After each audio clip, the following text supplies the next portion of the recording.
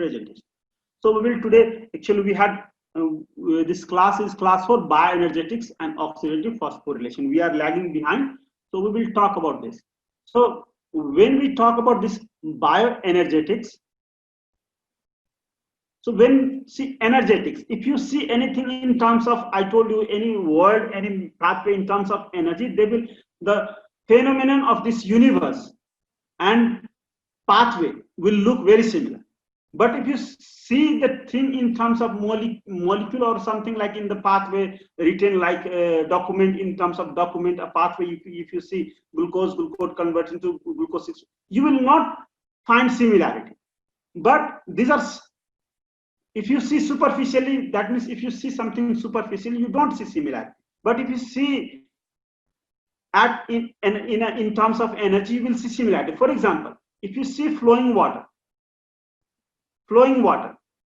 from high point to low point, and if you compare the same thing with this glucose converting into pyruvate, and then pyruvate converting into carbon dioxide, so here you will see, and then here you will see, here high energy, here high potential energy is converting into low potential energy.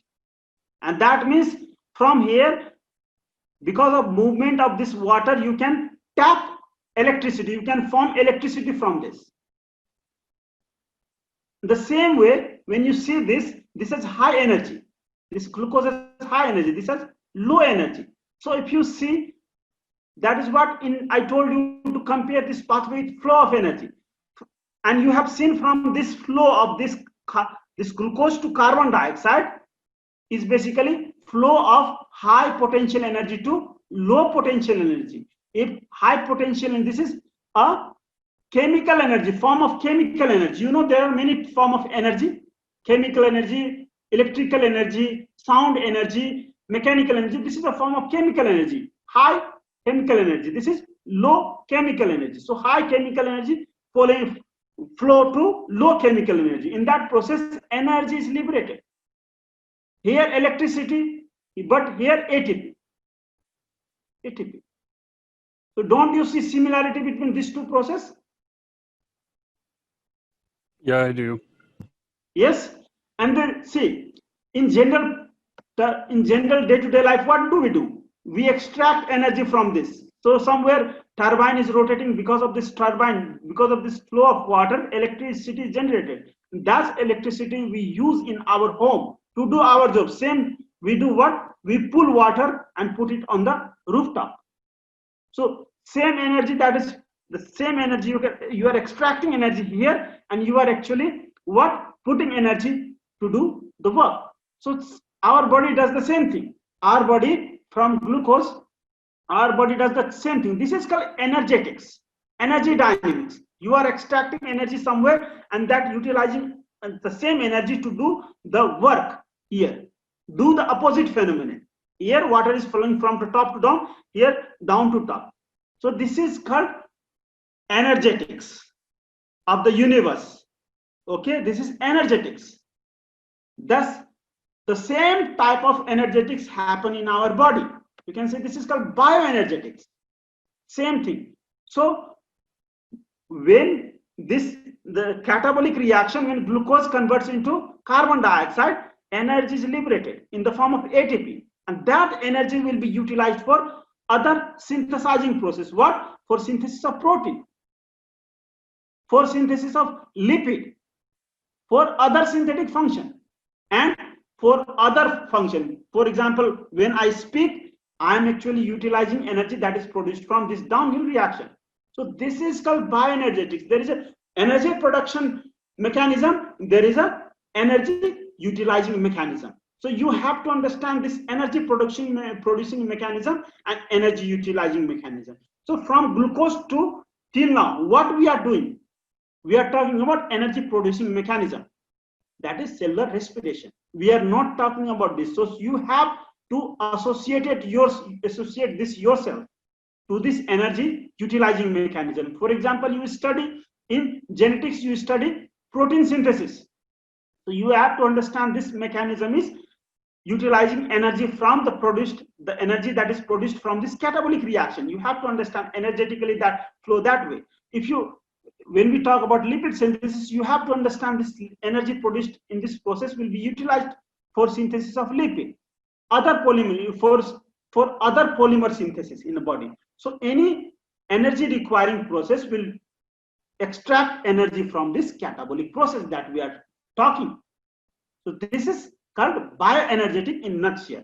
So you try to visualize biochemistry in terms of energy. So this is called energy coupling. Okay, any pathway, catabolic pathway will have same nature. They are downhill reaction. Anabolism is uphill reaction in terms of energy. So this is bioenergetics basically. And this, in addition to ATP, there will be production of high energy compound. There can be production of high energy compound. For example, in glucose oxidation, pyruvate converted into acetyl coenzyme. So this acetyl coenzyme A has high energy, and that is why this is called high energy compound, because it has a high energy bond. So this is a high energy compound. And here you can find production of NADH also. In addition to NADH, there is production of this high energy compound. This is high energy compound. This high energy compound can also be utilized for this uphill reaction, as we have seen in Krebs cycle, this uphill reaction. So if you can see summary of the Krebs cycle here, you can see uphill reaction is catalyzed. The energy for this uphill reaction here is not coming from ATP. It is coming from this high energy molecule. This is called high energy molecule. So all anabolic reaction, all uphill reaction, there are two types of reaction energetically. One is downhill, that is catabolism. Another is uphill. The uphill reaction will always require energy. Many kind of situation you will see ATP, and other half of the situation you may not find ATP. You will find high energy compound, high energy molecule. So remember that. So what are high energy molecules in our biological system? You can see various high energy molecules are there. This is C. Your ATP is like currency, and this is like gold. Okay, so anybody accept currency easily, but gold everybody will not accept, but it has got currency value, it has got value. So you can correlate this ATP like currency, like dollar, and high energy compound like gold. So this is how you can compare. Anyway, you can survive, you can actually buy things with gold also, but with difficult, not always, but currency always. So these are the, you can correlate that way. You can actually, these are the analogy you can remember. So here you can see this is high energy compound that drive uphill reaction. So that drive uphill reaction here. So you can understand this. Acetyl coenzyme is a high energy compound. And the downhill reaction, you already know 7 downhill reactions. So let's talk about this high energy compounds. So many high energy compounds. This acetyl coenzyme is a basically ester. Ester is any compound, you can see. This is acetyl coenzyme A, ester. So you can see ester is anything. Ester are basically salt of organic acid, and this is organic acid, you know, any organic carboxylic acid, and you replace hydrogen with certain carbon. So this becomes salt of organic acid, salt like. So this is ester. Okay, basically ester is this. Now this is thioester. What does it mean? Thioester means in place of oxygen there will be sulfur. So this is thioester. Thioester. So this thioester bond always has very high energy. So this is one of the thioester, and other bond you can see phosphate bond are present in ATP. You already know phosphate bonds are, pyrophosphate bonds are present. Acyl phosphate, we have already seen phosphate that is present in glycerate 1,3, and it will here ATP will be produced. That is why, because this has high energy, that is why ATP is produced. That energy actually flow from this molecule to ATP. So that is what you have to understand. This energy flows to ATP. That is why this is high energy molecules. And then phosphoenol pyruvate also, when converts into pyruvate, the energy flows to this ADP plus phosphorus. This becomes ATP. So this is also high energy compound. You can see phosphocreatinine, we will study many places. So phosphocreatinine is also, from it also ATP will be formed. So this is also high energy compound. Now these are very important. There are two compounds. This is CAMP. You have already understood. This is a signaling molecule. This is also high energy compound. And SAM. This is a very, very important. This is a new thing. We will talk about this a little bit.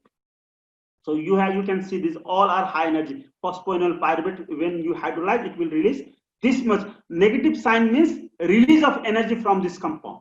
Positive sign means you are putting energy. So negative sign means exergonic downhill reaction. It shows downhill. Positive sign shows uphill reaction. So you can see phosphoenol pyruvate release 14.8 kilocalorie. So that is how you can see this all are high energy compound that will release energy when you break the bond. Should we memorize this chart? No, you don't have to memorize this chart. You don't have to memorize number. Just understand. You don't you know phosphoenol pyruvate? Yeah. I'm just asking. Yeah. You easily memorize this. Phosphoenol pyruvate is high energy molecules. So you need to understand concept only. You don't have to memorize. And you don't need to memorize. These are also high energy molecules. 1,3-DPG. Here also ATP is produced. This is high energy molecule. You can easily memorize this all. ATP, yeah. That one for sure. I'm just talking about the second one. Second one, carbamoyl phosphate. We will talk about carbamoyl phosphate in synthesis of urea cycle. Then you will understand. So if you go through this, these are actually high energy compounds. So we will talk a little bit about SAM. SAM is a very important. You already know acetyl coenzyme, why it is SAM. So why it is high energy compound. You can say this SAM. This S-adenosine methionine. This is nothing but methionine. Methionine is an amino acid. What is amino acid? You can see this is amino and acid.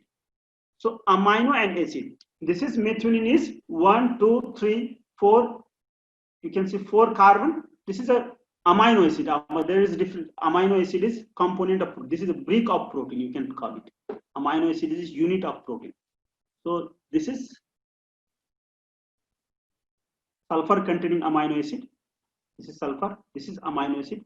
And you have OH. This is amino acid. So you can see this is amino and acid. And sulfur containing. This sulfur binds with this nucleoside, with this sugar, ribose sugar.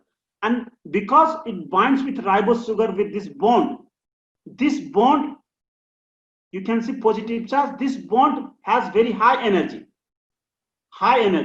And all those compounds containing high energy are called high energy bond, are called high energy compound. So it has got high energy bond. And because of this high energy bond and plus charge, this bond this carbon become fragile carbon. This bond become fragile.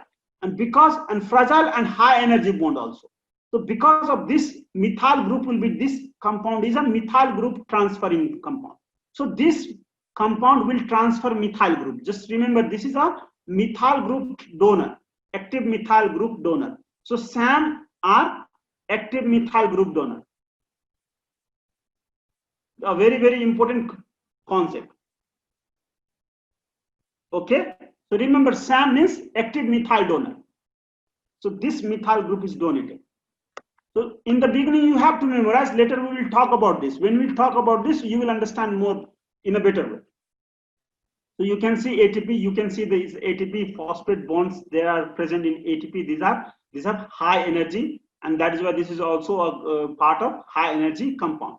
So first bond, if you break the first bond, you can see this will release 7.3 kilocalorie energy. If you convert this kilocalorie, it will form 30.5 kilojoule.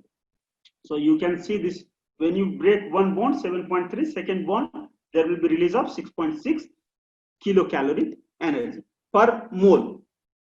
Kilocalorie per mole. What does mole means? If you break 6 into 10 to the power something like 23 molecules, maybe 23 molecules. If molecules is called 1 mole. So if you break this much molecule, the energy released will be 7.3 kilocalorie. So remember that 1 mole. If you break 1 mole, this is the energy that is released. Now these are the creatine phosphate is called phospholipid. It is actually present in our muscle. Creatine phosphate. It stores actually. It is actually storage form of energy. This is creatine phosphate is and a storage form of energy. And this equivalent molecule that is present in invertebrate is arginine phosphate. Okay, arginine. So remember this creatine phosphate only. So these are all high energy molecules that actually drive uphill reaction. And that is the conclusion. These are all high energy molecules. High energy molecules or high energy compounds means they have a high energy bond that will be able to drive this uphill reaction. So that is the conclusion.